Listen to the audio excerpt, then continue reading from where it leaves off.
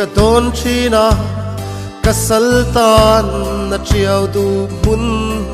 atang hia kal ngai na shelo hia ne ka chave ka chandam tu min puiro ka bau pil ma nge ya ne Nazareth lalli su lâu nai ro ka vel hi thi min hua le kal ngai na she to lo hian ka cha ve ka lalli su min pui ro min shuai ro lalli su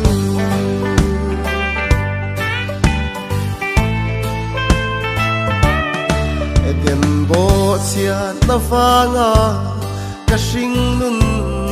an se dong a chau me khi ka tuar zo to lo nge pu sit le soi chia na te min pui ro ka bau pil ma nge ya ne Nazareth lalli su lâu nai ro ka vel hi thi min hua le kal ngai na she to lo hian ka cha ve ka lalli su min pui ro min shuai ro lalli su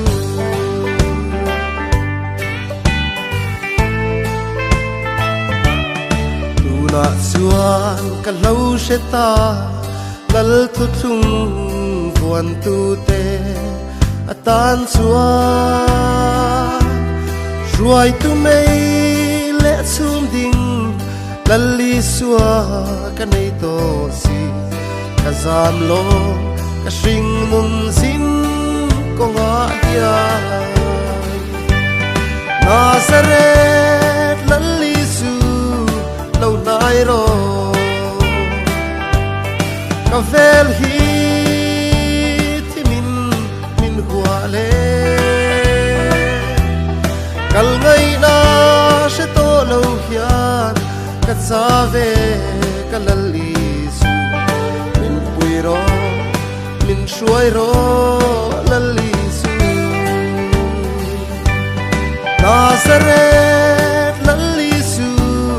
lâu nai ro ka vel hi thi min hua le kal ngai na she to lo hian ka cha ve ka lalli su min pui ro min shuai ro